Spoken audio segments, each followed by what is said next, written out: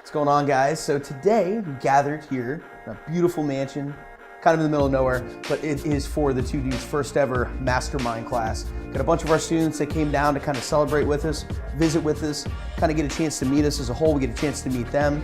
Lots and lots of stuff talking about private label dropshipping on Amazon. Having everybody here to kind of like create that community, develop it together, it really makes all of this worth it. You have some of the best students, if not the best students in every course you could possibly imagine sitting here. All of them are extremely knowledgeable, extremely excited. And there they are. Buddy, say hi to the camera. I'm not a student. Not anymore, you're not. That's what we got going on, man. These masterminds are going to be happening quite a bit. Probably do a couple a year. Hop on board.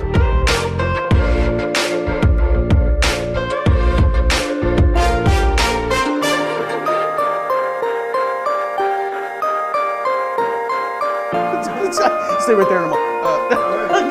Go ahead. That's gotta be in there. That's good. My name is Johnny. I'm from Toronto, Ontario, Canada. So I came a long way to get here.